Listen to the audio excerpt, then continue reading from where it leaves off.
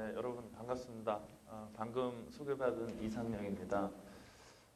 학장님이 너무 좋은 말씀만 해주셔서 오늘 강의를 오신 분들 기대 부응해서 해드려야 되는데 하여튼 열심히 말씀을 드려보겠습니다. 작년까지 분위기하고 올해 연초에 시장의 분위기가 이제 많이 달라지고 있는 거는 사실인 것 같아요. 근데 아직까지는 좀 새로운 정부가 가지고 있는 정책의 이런 윤곽이 뚜렷하지 않기 때문에 그런 것들이 좀 충분하게 지금 반영은 안 되고 있는 상황인 것 같습니다.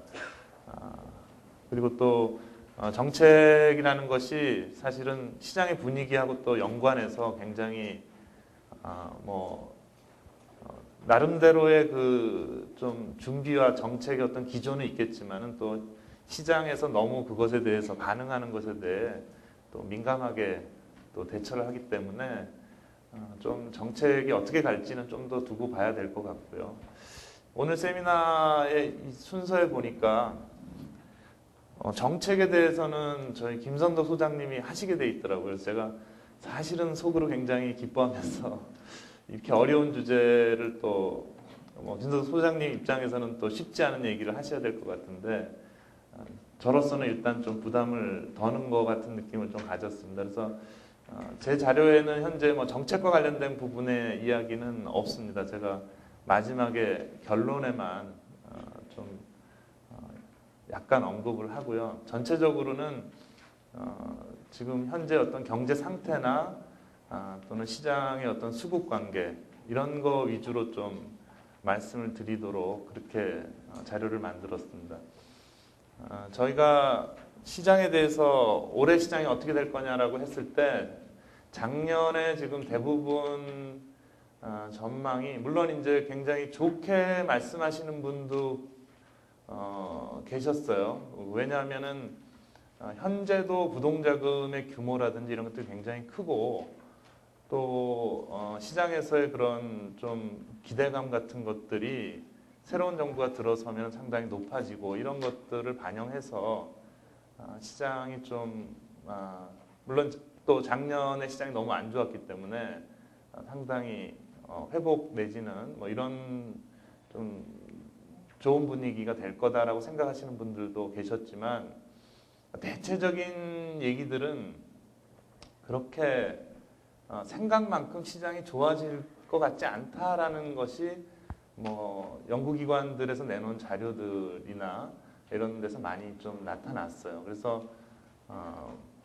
그런 부분에 나름대로 이제 여러 가지 근거가 있겠죠. 그리고 저도 오늘 주로 말씀드리는 건 이제 그런 시장의 여러 가지 데이터들이 어떻게 지금 보여지고 있느냐, 그리고 그런 것들을 종합해 봤을 때 우리가 시장을 어떻게 볼 수 있겠느냐, 이런 것 위주로 좀 말씀을 드리려고 합니다. 저희가 한 시장에 대해서 얘기할 때 한 5가지 정도의 어떤 키워드랄까요? 이런 거를 이제 생각을 하게 되는데요. 하나는 이제 거시적인 측면에서는 경제 성장 내지는 현재 어떤 경기 상태가 상당히 중요하다고 할 수가 있습니다. 특히나 이제 우리나라의 그 과거의 경험이 고성장과 또 동시에 부동산 경기의 어떤 폭등 이런 것들을 지속적으로 경험을 했었기 때문에 그런 면에서도 상당히 그 경제 성장의 어떤 속도라든지 경기의 상태가 영향을 많이 주고 있고요. 또 실질적으로 우리가 부동산 경기라는 것은 이런 그 잠재 성장률 또는 현재 어떤 경기 단계가 직접적으로 영향이 있다고 봐야 되거든요. 그래서 첫 번째로는 이제 현재 경기 상태, 예를 들면 2008년도에 어떤 경제 성장률 이런 걸 한번 생각을 해봐야 되고요. 두 번째는 최근에 작년에 결과적으로 저희가 시장이 왜 안정됐느냐라고 했을 때 아마 첫 번째로 결국 얘기할 수밖에 없는 게 대출 규제라고 할 수가 있습니다. 그리고 대출 규제와 더불어 지금 금리가 상당히 상승을 했기 때문에 이런 것들이 수요자의 입장에서 보면 굉장한 사실은 부담이 되고요. 뭐 많은 요인들을 우리가 시장 안정의 요인으로 말을 할 수 있지만 아마 첫 번째로 꼽아야 되는 것은 역시 금융 규제라고 할 수가 있습니다. 그래서 이런 어떤 금융 시장의 동향 내지는 향후에 이런 그 금리나 대출 이런 것들에 대한 어떤 규제가 어떤 방식으로 전개될 거냐 이런 걸 이제 저희가 한번 생각을 해봐야 될 것 같고요. 그 다음에 이제 뭐 세 번째로 저희가 생각할 수 있는 게 정책인데 제가 모두에 말씀드렸던 것처럼 그거는 좀 저희가 좀 유보를 해놓고요. 그 다음에 사실은 이 네 번째, 다섯 번째 요인이 가장 중요하다고 봐야 될 것 같습니다. 그래서 결국은 시장의 어떤 수급 관계가 이게 어떻게 될 거냐가 특히나 이제 저희가 주택 시장, 뭐 부동산 시장 이렇게 해서 마치 전국이 하나의 시장인 것처럼 말을 하지만 실제적으로는 그렇게 움직이지 않거든요. 그러니까 지금 지방에서 엄청난 미분양과 이런 어떤 시장 침체에 대해서 계속 항변했던 내용이 뭐냐면 왜 수도권에서 발생하고 있는 주택 문제에 대해서 지방에 똑같은 정책을 적용을 하느냐. 또 그렇게 해가지고 지방은 더 상황이 나빠지고 있는, 그래서 어떤 면에서 좀 억울하다라는 생각을 갖게 되는, 그것이 근데 실제로 우리나라의 주택 문제의 핵심은 지방에 있지 않거든요.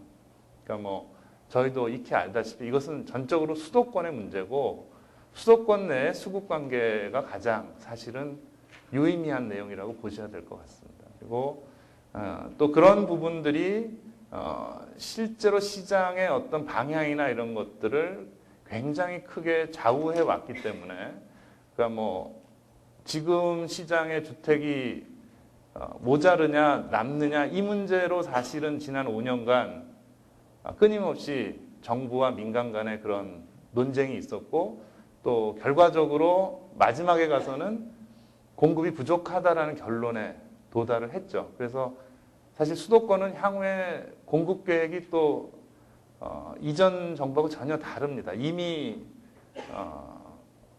굉장히 많은 공급량을 계획을 하고 있고요. 이런 부분들이 이제 어떻게 시장이 나타날 거냐 이걸 좀 생각을 해봐야 될 것 같고요. 그다음에 이제 마지막으로는 결국은 소비자들이 갖고 있는 어떤 투자 의사 내지는 그런 태도, 심리 이런 것들이 이제 중요하게 되죠. 그러니까 이게 정책이 왜 이렇게 자꾸 냉탕 온탕을 가느냐라는 문제, 그리고 또 정부의 어떤 고위 관료나 이런 뭐 그 정책을 위반하는 분들의 발언이 중요한 이유 중에 하나가 그것에 따라서 사람들이 거의 즉각적으로 반응을 하는 지금 상황이라는 거죠. 그래서 대표적으로 사실은 시장이 과열이 됐다고 할 수 있는 게 2006년 가을인데 결국 그 당시에 이 분양가와 관련된 고분양가와 관련된 그 논란이 결과적으로 시장 가격을 엄청나게 끌어올리는, 그래서 이런 부분들은 지금도 상당히 유효하다는 겁니다. 그래서 이런 어떤 분양가 규제라는 것이 갖는 또 시장의 파급력이 소비자들이 기대하는 바 이런 것하고 상당히 밀접히 연관되어 있기 때문에 결국 저희가 이런 여러 가지 뭐 크게 한 5가지의 이런 부분에 대해서 어떻게 바라보고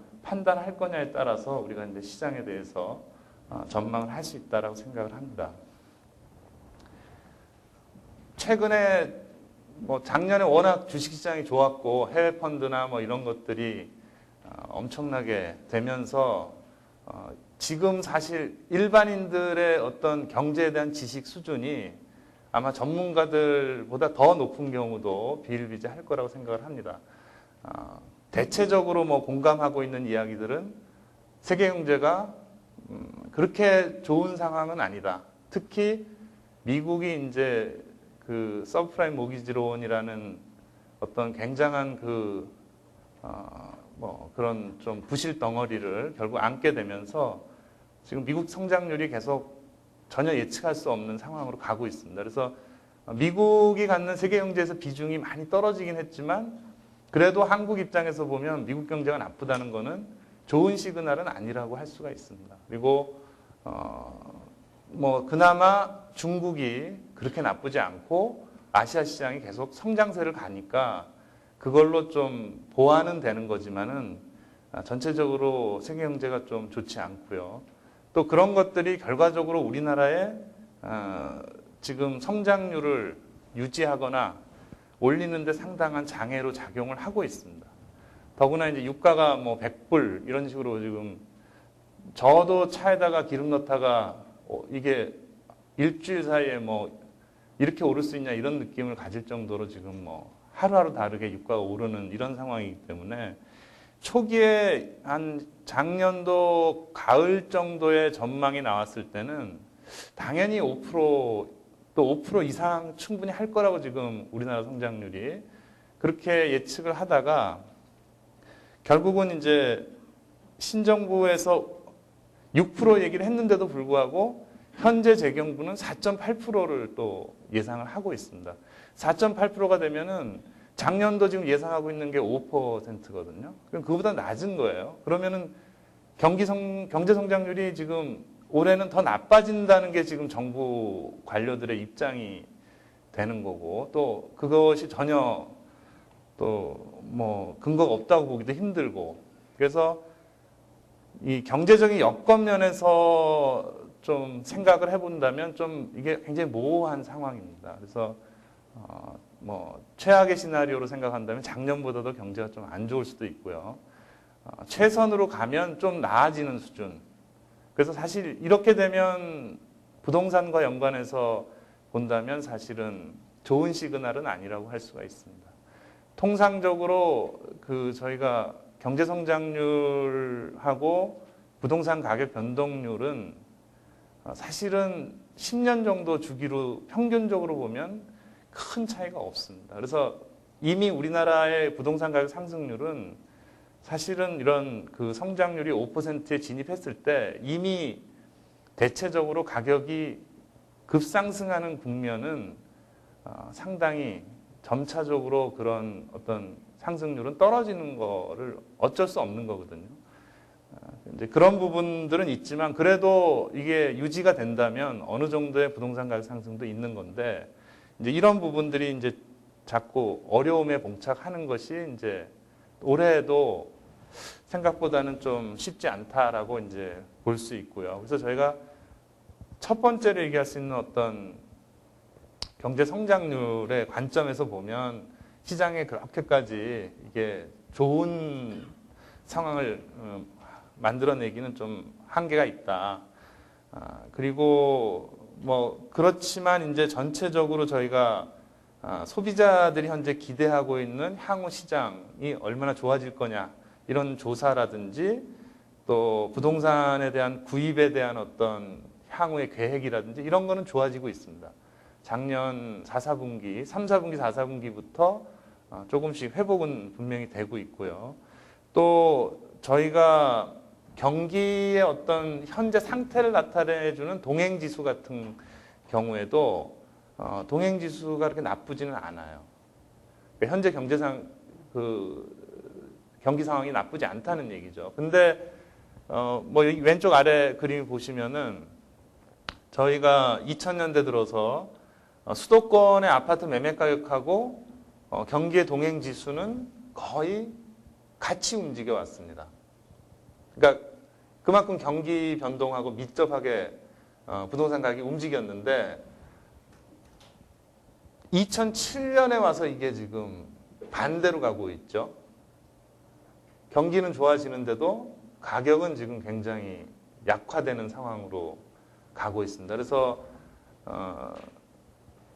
이런 현상은 2000년대도 처음 나타나는 현상이고 결국은 이렇게까지 지금 가격이 말하자면 경기하고 비교해서 괴리가 되게 된 과정은 결국은 금융 규제의 영향력이 그만큼 컸다라고 보시면 될 것 같습니다. 그러니까 저희가 작년 1월 말에 금감원에서 DTI 규제를 도입을 하고 또 그 이후에 금리가 상당히 상승을 하고 이런 과정들이 사실상 작년도 시장 안정에 가장 결정적인 역할을 했다라고 볼 수가 있습니다. 그래서 이제 뭐 이런 것들이 반영돼서 지금 뭐 신정부의 경우도 여러 가지 규제, 특히 세금 쪽보다는 금융적인 규제 쪽을 좀 더 고려를 하는 이유도 제가 보기에는 효과를 봤다는 거죠. 이런 정책을 통해서.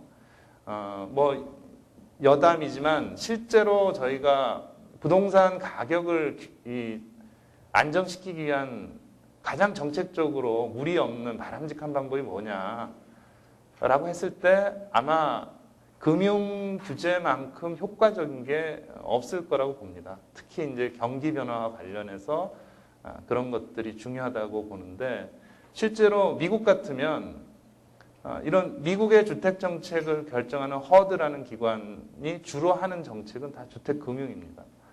그리고 우리나라도 과거하고 달라서 거의 이 대출을 반드시 40% 내지 50%, 또 최근 들어서는 한 60%까지도 부동산을 구입할 때 레버리지로 활용을 했기 때문에 그런 부분들이 과거하고 비교해서는 굉장히 중요한 그런 부분이라고 할 수가 있습니다. 예를 들어서 저희가 2000년 이전에 90년대 같으면 90년대는 부동산의 대출이라는 것이 거의 큰 역할을 못하던 시절이거든요.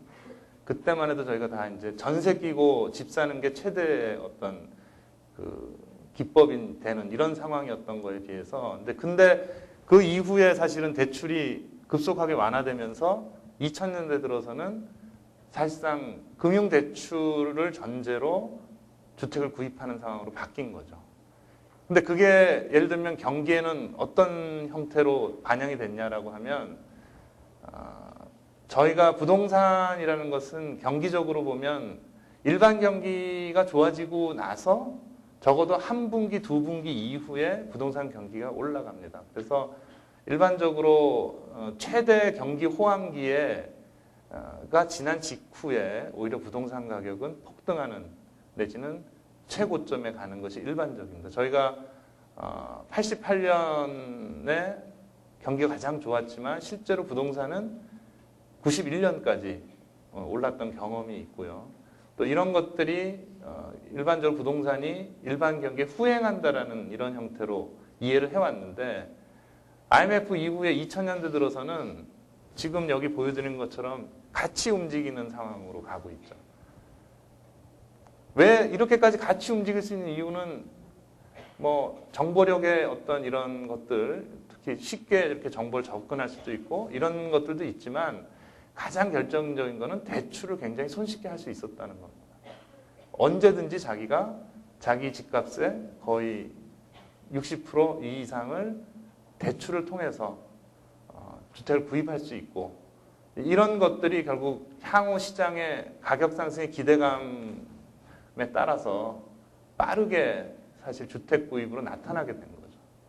그리고 실제로 지금 현재 뭐 이전 정부에서 계속 그 다주택자 규제에 대해서 여러 가지 정책을 피게 된 것도 이 2000년대에 엄청난 다주택자들이 이제 등장을 하게 되는 거죠. 그만큼 주택이 이제 뭐 내 집 마련이기도 하지만 또 어떤 투자의 대상이 되면서 그런 현상들이 있었는데 그거를 사실 많은 사람들이 2001년, 2년경부터 금리나 금융 규제를 통해서 이 시장의 과열을 막아야 된다라고 많이들 얘기를 해줬어요. 근데 실질적으로 그걸 못했어요. 못한 가장 큰 이유는 결국은 경제에서의 금리의 변동은 이 주택이라는 문제만을 갖고서는 하기가 좀 쉽지가 않은 거죠. 왜냐하면 금리가 낮아야만 경기가 계속 좋게 작동을 하는 건데 만약에 주택을 잡기 위해서 금리를 올리기 시작하면 경기가 같이 문제가 생기거든요. 일반 경제 성장률 자체가. 그러다 보니까 타이밍을 놓친 상황이 한 2, 3년이 지나고 결국은 좀 부동산 가격을 상당히 과열하는 과정을 지켜볼 수밖에 없는. 그러다가 작년에 이 DTI 규제와 대출 규제, 금리 인상이 되면서 그런 흐름 자체가 완전히 바뀌어버린 거죠. 그래서 어떻게 보면 이제 우리나라 부동산 정책의 가장 키를 쥐고 있는 곳이 금감원이 된 거죠. 이렇게 되니까. 물론 이제 정책을 결정하는 부서들이 있지만 가장 효과를 본 거는 금융정책이었다라는 거는 이제 이런 데서도 저희가 볼 수가 있습니다. 그렇기 때문에 대출 규제나 이런 것들이 결과적으로 향후에도 생각보다 쉽게 이렇게 완화시키기가 그렇게 결정하기가 굉장히 좀 어려울 거로 저는 예상을 하고 있습니다.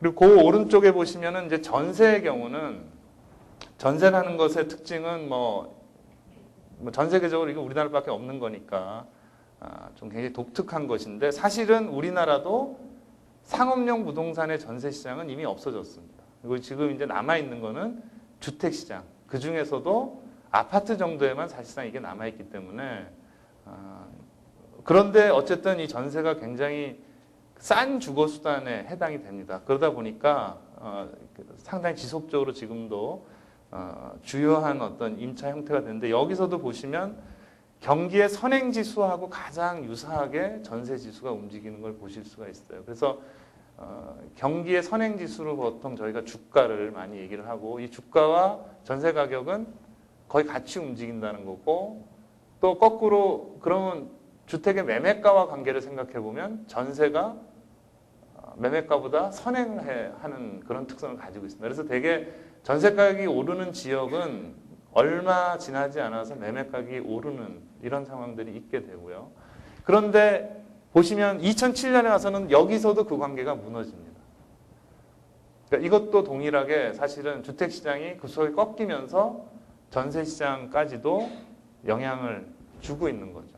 그러니까 그만큼 어떻게 보면 정책을 하는 사람 입장에서 보면 효과적인 정책이 되는 거죠. 매매와 전세를 동시에 이 대출과 금리를 통해서 완화시킬 수 있기 때문에요. 이제 전체적으로 경기와 관련해서는 제가 여기 정도까지 말씀을 드리고 저희가 2000년 이후에 이 아파트 가격이 지역이나 평형별로 좀 상당히 다양한 형태의 이 변동을 보여왔는데 특히 이제 수도권에서의 가격의 흐름이라는 것은 2000년 초기에는 재건축에서부터 출발을 했다고 보시면 됩니다. 당시에 재건축의 어떤 가격 상승의 폭이나 그 평당가가 엄청나게 올라가게 됐는데 사실은 그 재건축을 들어가서 살기 위해서 산 사람은 없어요. 결국은 그게 5년이든 10년 후에 중대형 평형으로 강남에서 어쨌든 새로운 신축 아파트로 소유를 할 수 있기 때문에 또 그 과정에 어떤 상당한 수익이 기대되기 때문에 시작이 된 거죠. 그리고 그런 식의 출발이 결국은 2000년, 2년, 3년, 4년 이렇게 오면서부터는 결국은 중대형 아파트 가격 상승으로 이렇게 연결이 되는 거죠. 그리고 결국은 재건축이든 중대형 아파트든 그 배경에는 소위 말하는 우리나라의 베이비 부머들이 가지고 있는 어떤 주택의 확장되는 수요들. 그러니까 저희가 되게 55년에서 한 65년 한 그 10여 년간 태어난 사람 숫자가 지금 1,800만 명 정도 보거든요. 그래서 이 사람들이 현재 우리나라 주택의 사실상 수요층이고 이분들이 이제 2000년대 정도 오게 되면은 소형에서 이제 중대형으로 집을 넓혀가야 되는 상황. 그리고 또 여러 가지 교육이라든지 직장이라든지 이런 거랑 연동해서 그런 좋은 주거지를 선호하는 것이 어떻게 보면 피크에 지금 달하는 시점인 거죠. 물론 이제 이분들이 이제 결국 은퇴하는 한 향후 5년 내지 10년 후에는 반대로 그때부터는 이제 그런 주택들의 수요가 상당히 떨어지겠죠. 그래서 대부분 이제 2015년 이후부터 수요가 상당히 감퇴될 걸로 이제 예상을 하게 되는 거고요. 적어도 이제 그런 것들이 일본이 90년대 버블이 붕괴되거나 현재 미국 시장이 대단히 안 좋은 배경에는 소위 말하는 그 나라의 베이비 부머들의 은퇴 시점이 겹치고 있다는 거죠. 일본 같으면 그게 이제 한 1990년 정도부터고 미국은 2005년부터로 이제 얘기를 하는 거고요. 그래서 저희도 이 수도권 내 가격 변동은 그런 흐름을 굉장히 잘 반영을 하고 있습니다. 그리고 지금은 이제 한 30평형대 그리고 올해 들어와서는 소형 쪽에 이제 가격 상승이 이거는 이제 경기적으로 상당히 그 기존의 중대이 너무 올랐기 때문에 약간은 반사적인 그런 것이라고 볼 수 있고요. 그런 것들을 저희가 이제 지금까지 가격 흐름에서 볼 수 있고 2007년의 경우 어쨌든 이런 전체적으로 시장이 후퇴하는 과정에서 아파트 매매가 2.2%는 뭐 물가 상승률을 고려하면 가격이 실질적으로 떨어진 거라고 보시면 되고 적어도 한 2%포인트 이상 가격이 내렸다고 보시면 되고 서울은 1.8이기 때문에 뭐 더 낮습니다. 이거보다. 그래서 전체적으로는 이제 가격이 상당히 그 떨어지는 국면에 지금 있다고 보고 지금 현재도 그렇게 그거의 연장선상에 있습니다. 그리고 전세 가격도 상당히 지금 약세인 상황이고요. 그리고 그나마 이제 지금 가격이 수도권에서 오른 지역들은 뭐 서울 같은 경우도 대부분 강북 지역이거나 경기도 같으면 이제 그 구도시들, 그러니까 신도시를 제외한 나머지 뭐 시흥, 의정부 뭐 이런 지역들 가격이 오히려 좀 많이 오른 편이고요. 광역시의 경우는 사실상 인천만이 가격이 상승을 한 경우에 해당이 됩니다. 인천은 좀 이 수도권 안에서도 굉장히 낙후된 지역으로 인식이 돼 있었어요. 2000년대 초까지도 인천 지역 아파트 가격이 아마 200만 원대, 300만 원대 뭐 이 수준에 머물러 있었는데 이게 2002년, 3년 재건축부터 시작해서 최근에 이제 송도 신도시나 이렇게 오면서부터는 이제 수도권 지역 안에서도 가장 강세인 지역으로 바뀌었습니다. 근데 뭐 여러 가지 관점이 있을 수 있지만은 이런 도시들이 상당히 향후에 각광을 받을 수 있는 측면들이 있습니다. 특히 이제 소위 국제적인 교류가 증가하고 또 그 지역 내 그런 좀 세계적인 어떤 도시들의 성장과 궤를 같이 하는 어떤 특성들을 갖게 되는 도시, 또 상당한 그런 경제적 기반을 갖는 도시. 그러니까 우리나라에서 주택 가격이 아무리 시장이 어려워도 상당히 유지되는 도시 중에 하나가 뭐 예를 들면 울산이라든지 창원이라든지 뭐 또 인천이라든지 이런 데들이 상대적으로 향후에도 상당히 좋을 수 있는 반대로 뭐 부산이나 대구나 이런 데는 지금 급속하게 인구가 줄어들고 있습니다. 부산 같은 경우에 300 지금 70만 이런데 좀 더 지나면 이게 300만 이하로까지도 지금 예상을 할 정도로 대구도 사실은 마찬가지고요. 그래서 이제 그런 부분들은 또 도시의 어떤 성장력, 도시의 경쟁력에 따라서 조금 차이는 있다고 볼 수 있고요. 주상복합의 경우는 이게 새로운 컨셉의 이 시장이 비교적 서울 안에서는 대형의 경우는 여전히 가격을 뭐 상당히 오르기도 했었고 유지를 하는 거에 반해서 뭐 지방 광역시라든지 최근 들어서는 이제 분당에서 있는 주상복합도 가격이 계속 떨어지고 있습니다. 그래서 저희가 이 주상복합의 원래 개념이 도심 재생 사업을 하는 선진국들, 동경이든 뭐 뉴욕이든 뭐 시드니든 이런 도시들이 결국 공동화된 도심 중심에 좀 그 편리한 어떤 여러 가지 설비들을 활용하기 위해서 인구들을 회귀시키기 위한 어떤 전략 그리고 또 실질적으로 신도시보다는 도심 지역을 선호하는 성향이 상당 고연령층들이거나 또는 부유한 계층들이 거꾸로 이제 도심으로 몰려드는 현상이 어떤 세계적인 흐름이라고 할 수가 있고 그런 면에서 보면 도심의 이 주상복합의 가격이 유지되거나 올라가는 것은 이해가 되는 거고요. 반대로 이제 분당 정도만 해도 사실은 도심에서 상당히 떨어진 지역이었기 때문에 이런 분이 장기적으로 약세로 갈 수도 있다라고 보이거든요. 그래서 그런 거는 좀 눈여겨서 좀 보셔야 될 부분이라고 생각이 되고요.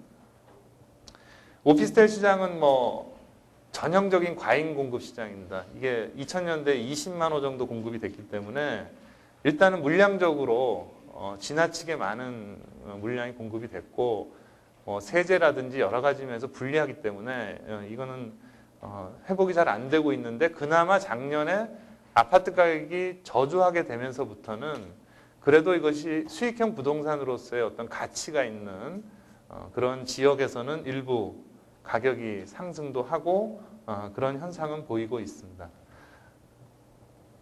상가의 경우는 뭐 오피스텔과 마찬가지로 역시 과잉 공급의 어떤 영향으로 인해서 상당히 좋지 않고 또 전체적으로는 이런 그 과잉 공급된 상가의 가격 자체 분양가도 굉장히 높게 형성이 되어 있기 때문에 실질적으로 이런 것들을 전부 보상할 정도의 어떤 그 상가의 임대 사업이라든지 또는 상가의 활성화라는 것이 제대로 안 되고 있어서 아마 이제 전통적인 상가의 어떤 개발 형태는 향후에는 상당히 바뀔 거라고 예상을 하고 있습니다. 특히 이제 복합 개발 내지는 대규모 개발들이 이제 일반화될 거로 저희가 예상을 하고 있고 또 그런 지역에서의 상가라는 건 지금까지 이런 개별 개인한테 분양해서 운영하고 이런 방식이 갖는 한계들 때문에 향후에는 좀 많이 다른 형태로 전개될 걸로 기대가 됩니다. 그렇지만 뭐 현재까지는 그렇게 썩 성공적이지 못한 상황이라고 할 수가 있습니다. 수요적인 측면에서 저희가 데이터들을 좀 살펴보면 뭐 이 구매 계획이나 이런 것들이 조금 증가되는 것들은 저희가 감지를 할 수가 있고요. 물론 지금 시장 가격이 일부 이제 지역에 따라서 뭐 아파트 같은 경우도 이제 뭐 약간의 상승의 이런 기조를 보이는 경우도 있긴 한데 아직은 전체적으로 그렇게 뚜렷하지는 않다. 그렇지만 이전보다는 분명히 그런 기대감들은 커지고 있다고 볼 수가 있습니다. 그래서 뭐 자가든 임차든 또는 어떤 서울이든 지방이든 대체적으로 이제 그런 부분에서 기대감들은 이미 작년 하반기부터 형성은 되고 있다라고 할 수가 있습니다. 그렇지만 실질적으로 분양을 받겠느냐, 구입을 하겠느냐고 했을 때는 대체적인 답변은 점점 떨어지고 있는 상황. 물론 이제 기존 주택 구입에 대해서 저희가 조사해 본 바로 작년 4, 4분기에는 그 전보다는 좀 좋아지고도 있어요. 그렇지만 충분히 좋아진 상황은 아니라고 할 수가 있습니다. 그 다음에 뭐 향후에 구입하려는 유형 같은 경우에는 뭐 아직도 이제 아파트가 가장 많고요. 뭐 대체적으로는 이제 비아파트 쪽의 비중이 조금씩 늘어왔어요. 예. 그렇지만 이제 근본적으로 뭐 크게 이런 것들이 변화된 건 아니고 오히려 전체적인 구입 비중은 많이 줄어드는 상태라고 할 수가 있습니다. 뭐 인구에 대해서는 제가 아까 간략하게 말씀을 드려서 넘어가도록 하겠습니다. 그리고 전체적으로 저희 이제 인구 숫자와 관련해서는 지금 2005년도 조사에 지금 4,700만인데 실제로 외국인들까지 다 하고 이러면 현재 인구는 대략 거의 5천만 가까이 지금 되는 걸로 파악이 되고 있습니다. 근데 그렇지만 인구 성장률이 지금 굉장히 낮고 그나마 이제 가구 분화에 의한 가구 수 증가와 주택의 증가 이런 것들이 이제 아직은 시장이 어느 정도 형성은 되어 있지만 이런 것들이 장기적으로는 사실은 계속 떨어질 거다. 그리고 그런 상황에 비춰 봤을 때 지금 개인들의 어떤 자산의 보유 형태는 사실은 압도적으로 부동산에 몰려 있죠. 대략 80에서 높은 경우는 85%까지 이 부동산을 사실상 주요 자산으로 가지고 있기 때문에 아마 이런 포트폴리오 구성은 향후에는 좀 많이 변동이 있을 거로 예상을 합니다. 그렇지만 이게 단순간에 변동되지는 않을 것 같고요. 그래서 이런 것들로 인해서 주택에 대한 여전히 그런 그 관심이나 기대감은 상당 기간은 아마 지속이 될 거다라고 생각이 되고요. 그다음에 이제 공급적인 측면에서 저희가 이제 여러 가지 데이터들을 볼 수가 있는데 그 중에 저희가 이제 공급이라는 말을 했을 때 좀 오해가 있을 수가 있는데 사업 계획도 공급이라고 불러요. 왜냐하면 건교부에서 통계를 발표할 때 올해의 주택 건설 물량을 공급이라고 발표를 하기 때문에요. 그래서 지금 뭐 예를 들면 신정부에서 50만 호를 공급하겠다라는 것은 정확한 의미는 사업 승인 물량을 의미하는 겁니다. 그러니까 사업 승인 물량이 50만 호면 50만 호가 실제로 공급되는 것은 적어도 3년 정도 시차가 있는 거죠. 시장에 그 물건이 나올 때까지는요. 그래서 여기서 말하는 주택 공급은 이제 사업 승인 물량을 얘기하는 것이고, 시장에서 직접적으로 영향을 주는 것은 분양 물량이거나 아니면 그 입주 물량이라고 보시면 됩니다. 그래서 그런 구별이 좀 필요한데, 현재 여기 주택 공급 실적이라는 건 전부 사업 승인 물량을 말하는 것이고요. 보시면은 사업 승인 물량이 2002년도에 66만 호를 피크로 해서 현재는 45만에서 46만 정도가 되고 있습니다. 대체적으로 이 정도 물량은 지금 우리 수요량하고 거의 맞아떨어진다고 보시면 되고요. 그러니까 만약에 지금 주택의 보급률을 좀 더 높이고 싶으면 한 50만 호 해야 되겠죠. 그래야 한 4, 5만 호 정도가 초과로 공급이 될 수 있기 때문에 그런 상황인데, 이 문제는 뭐냐면 이 전체 구성에서 사람들이 선호하는 아파트의 비중, 또 그 안에서 민간에다가 분양을 하는 비중이 계속 떨어져 왔다는 겁니다. 그래서 예를 들어서 2004년, 5년, 6년에 다 46만 호를 한 걸로 돼 있지만은 이 46만 호 안에는 적어도 그 국민임대나 이런 공공임대 물량이 한 10만 이상, 한 10에서 한 15만 사이로 다 포함이 되어 있기 때문에 실질적으로 민간에서 분양을 받을 수 있는 아파트 물량은 30만 호 내지는 그 이하라고 보시면 되고요. 또 그것이 수도권 내로 들어오게 되면 한 10만에서 15만 그 정도, 서울로 들어오게 되면 더 작아지는 거죠. 예컨대 서울의 이제 재건축 같은 것들은 2000년대 초반 이후에는 거의 다 지금 되지 않고 있기 때문에 그런 부분에서 사실은 이제 공급 부족의 이런 논란이 이 주택 사업 승인 물량만 갖고서는 정확하게 말을 하기 힘들다라고 할 수가 있습니다. 그래서 어찌됐건 그 전체적인 공급 물량은 조금씩 지금 뭐 계획량은 늘어나고는 있지만 대체적으로 거의 수급을 맞추는 수준이 되는 거고요. 여기서의 가장 큰 문제점은 실질적으로 입주할 수 있는 물량과 관련해서는 이런 통계하고 달리 상당히 좀 어려움이 예상이 된다는 거죠. 일단 그 입주 물량을 제가 말씀드리기 전에 분양 물량 추이를 또 말씀을 드리면은 지금 미분양이 10만 호를 넘었다고 얘기가 되는데, 이것이 이제 결국은 IMF 이후에 지금 최대 물량이 됐고요. 10만 호가 넘은 것이 뭐 물론 상당한 문제지만 사실 이 한 작년 상반기까지만 해도 미분양 물량의 95%가 지방이었고 서울이 5% 미만이었습니다. 근데 지금은 서울이 10%를 넘어가는 상황으로 지금 가고 있어서 이제 수도권 내 미분양 물량이 증가되는 것이 상당한 지금 문제점이 되고 있고, 이것은 뭐 단순히 이 소비자와 관련돼서만의 문제가 아니고 사실은 이제 건설 시행사들이 이런 미분양이 증가되는 과정에서 상당히 위기에 몰릴 수 있기 때문에 이제 그런 부분의 문제점을 지금 동시에 가져가고 있다. 그리고 분양 물량의 경우는 지금 분양 물량이 상한제 실시 이후에 엄청나게 지금 적체되는 현상이 또 같이 일어나고 있습니다. 그래서 미분양과 신규 분양이 지금 과거 어느 때보다 지금 많은 상황이고, 사실은 이 문제가 생각보다는 상당히 어려운, 해결하기가 좀 쉽지 않은 그런 상황이라고 보시면 될 것 같습니다.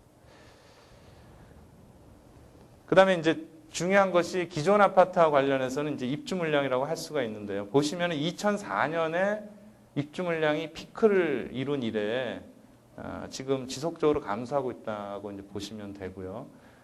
또 이 안에 지금 평형별로 보면 대형이 많고 소형은 상당히 적은 이제 이런 형태로 지금 입주 물량이 되고 있습니다. 그래서 내년도 입주 물량 자체는 좀 이전보다는 좀 작을 거로는 예상이 되는데, 문제는 이제 이런 경우에도 실질적으로는 지방과 수도권이 구별을 해봤을 때는 전혀 다른 양상이라고 또 그런 점이 또 이제 고려가 돼야 되겠죠. 그래서 지방의 경우는 보시는 것처럼 대체적으로 입주 물량이 급속하게 늘어왔고 그런 것들이 지방시장을 그만큼 힘들게 만들었다라고 보시면 되고요.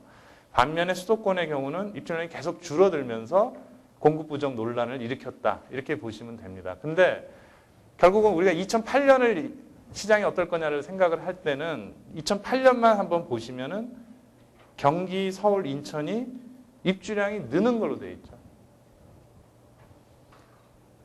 그러니까 저희가 이 입주량 조사를 이 데이터들은 다 저희가 조사를 한 데이터인데 지속적으로 주는 걸로 2008년에도 저희가 주는 걸로 조사를 했는데 작년 말 상황에서는 그동안 저희가 이 조사하는 과정에서 계속 아마 이 부분을 감안하면 이제 좀 조건이 달라질 수도 있다고 생각했던 게 공공 쪽에 입주하는 물량입니다. 그러니까 뭐 국민인대든 이런 공공에서 이미 여러 차례 추진을 했던 아까 그 사업 물량에 포함이 됐던 물량들이 이제 2008년부터 입주가 돌아옵니다. 그래서 그 물량을 저희가 포함을 시켜 보니까 수도권의 경우는 사실은 입주 물량이 늘어나요. 그러니까 이제는 모자르다는 상황에서 다시 이제 늘어나는 상황. 이게 뭐 충분하냐 아니냐를 떠나서 입주량이 다시 늘어나는 상황으로 지금 바뀌어 가는데 이런 것들은 오히려 이제 앞으로 시장을 판단하는데 상당한 교란을 이제 야기할 수가 있는 거죠. 만약에 계속 줄어든다 그러면 수요는 올라가면서 저희가 자연스럽게 가격이 올라갈 거라고 쉽게 말을 할 수가 있는데 지금 저희가 조사를 해보면 거꾸로 서울 지역 입주량이 늘고 강남 입주량이 상당히 늘어난다. 지금 올해 한 여름까지 뭐 잠실이나 이런 지역에 또 신규 입주량이 엄청나기 때문에 그래서 저희가 이 올해 입주량만 갖고 얘기를 한다면 그렇게 시장에서 공급 부족만을 얘기하는 상황은 아닐 수도 있다. 그래서 이런 부분들은 좀 그 수급 관계상으로 보면 시장 안정의 논리가 훨씬 더 잘 설명될 수 있는 이런 거라고 또 판단을 할 수가 있습니다. 그 건축물 거래량하고 관련해서는 뭐 보시는 것처럼 2006년 말에 월 한 15만 호까지 거래된 적이 있어요. 아파트가요. 전국적으로. 근데 작년 내내 평균 한 6만 정도 거래를 했습니다.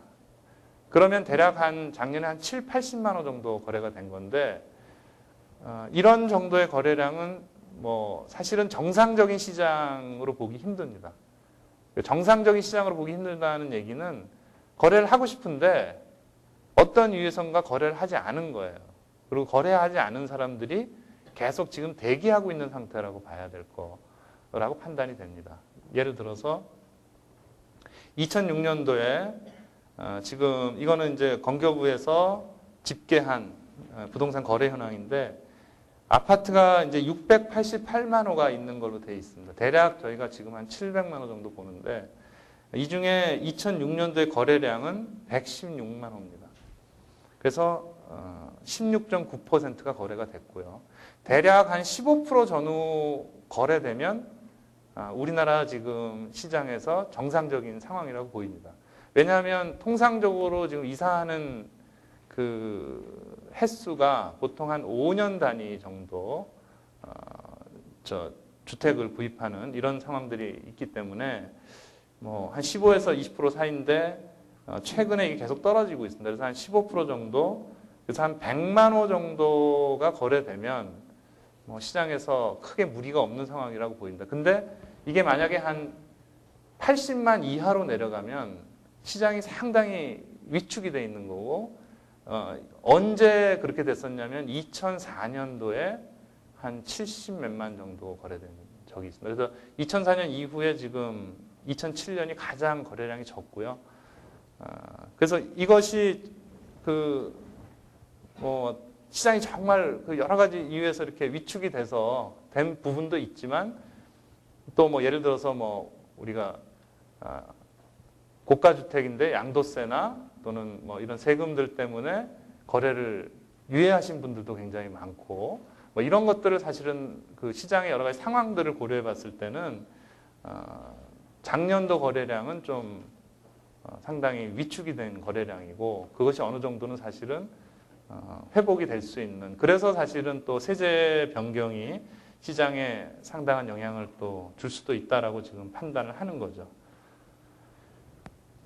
그리고 이제 지금 이제 그 정부에서 공급 부족에 대한 이야기가 특히 2007년도에 굉장히 논란이 돼서 지금 수도권의 경우는 공급을 상당히 많이 하는 것으로 지금 잡혀 있습니다. 그래서 뭐 보시면은 2006년도에 정부에서 이게 승인한 물량이죠. 주택 건설 물량이라는 게 뭐 공공 부분 7만 6천을 빼면 민간은 10만 8천을 한 거고요.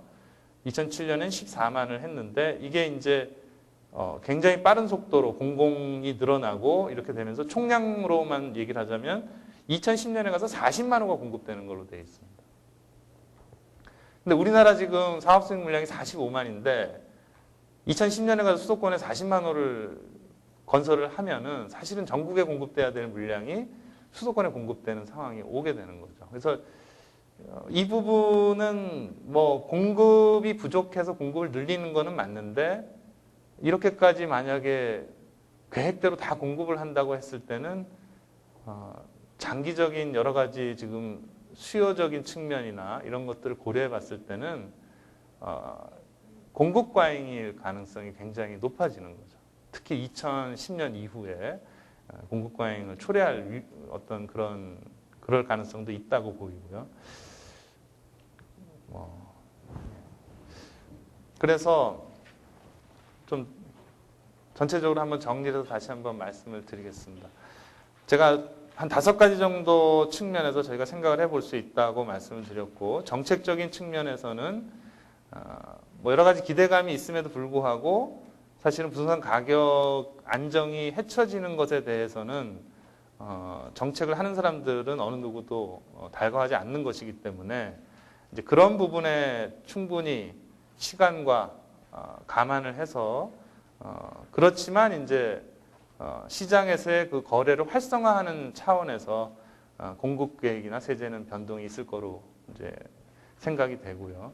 경기적인 측면에서는 예상보다는 성장률이 이런 여러 가지 의지에도 불구하고 그렇게 높지 않을 수도 있다. 이런 것들을 얘기할 수 있고요. 또 금리나 대출 규제도 시장 상황에 따라서 또 이게 상당히 당분간 유지될 이런 측면이 있다라는 거고요. 또 입주량적인 측면에서 서울 같은 경우에 오히려 입주량이 증가하는 상황. 그리고 수요자들은 기대가 상당히 큰데 위축은 상당히 돼 있고 그렇지만 기대감은 큰 그런 상황이라고 할 수가 있고요. 뭐 사실은 이 5가지 어느 것을 놓고 얘기하더라도 시장이 좋아질 거라고 생각하시는 부분이 그렇게 많지는 않습니다. 특히 가격적인 측면에서 상당히 이게 뭐 크게 오를 만한 어떤 요인을 찾기는 저는 좀 어렵다고 보고요.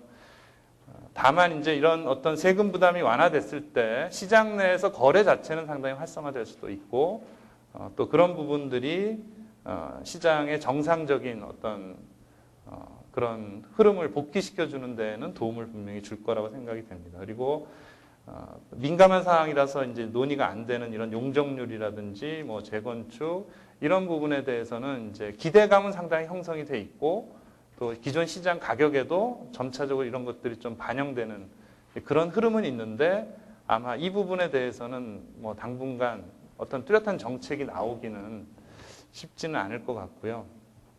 그 다음에 분양가 상한제를 하면서 지금 향후 공급 물량이 워낙 많은 걸로 돼 있어서 대기 수요 자체는 상당히 지금 증가할 걸로 봅니다. 이건 거꾸로 이제 기존 시장에 별로 이렇게 좋은 시그널은 아니고요. 반대로 전세 시장은 좀 강세일 수 있다라고 예상이 되는 부분이라고 할 수가 있습니다. 그리고 아직도 시장의 가격이 높다고 생각하는 사람이 그래도 많고 또 떨어지지 않겠냐, 더 떨어질 때까지 좀 더 기다려야 되지 않겠냐, 이런 부분도 상당히 있습니다. 그래서 그렇지만 이제 분명히 어딘가 저점이 올해 중에 있을 거라는 생각들은 또 다 하시는 것 같고요. 또 향후에 이제 기존의 아파트라는 것 위주로 이런 부동산 투자를 하는 거에 대해서는 정말로 장기적으로는 생각을 바꿔야 되는 부분이라고 보이고요. 또 이미 그런 부분들이 수익형 부동산에 대한 관심으로 표출이 되고 있습니다. 그래서 뭐 오피스텔도 상가 뭐 이런 부분들도 포함해서 수익형 부동산에 대한 관심이나 요구는 아마 계속적으로 증가할 것 같아요. 물론 이제 시장에서 그렇게 좋은 물건을 찾기가 좀 어려운 그런 것이긴 하지만 뭐 극단적으로 얘기를 하자면 오피스의 평당가가 아파트 평당가보다 높은 상황이 올 수도 있는 거기 때문에요. 그래서 그런 부분에 대한 기대, 또 뭐 조그만 단지들 뭐 이런 수준에서 일본의 예로 하자면 뭐 그런 록봉기나 미드타운 같은 이제 복합 개발의 형태로 지금 뭐 이건 건설사들은 자기 생존을 위해서도 이런 것들을 생각을 하는 거고, 또 도시적인 관점에서도 도시를 재생시키기 위해서 이런 것이 필요한데, 사실은 지금 용산 개발 같은 거는 아마 전 세계에서 예가 없는 지금 개발 규모거든요. 28조라는 규모는. 그래서 뭐 그렇게까지는 아니더라도 아마 상당한 이런 복합 개발의 움직임은 뭐 수도권 내에서 아마 굉장히 활성화될 거다. 그런 부분들은 뭐 저희가 기대할 수 있는 부분이 될 수 있다라고 생각을 합니다. 여기까지 하겠습니다. 감사합니다.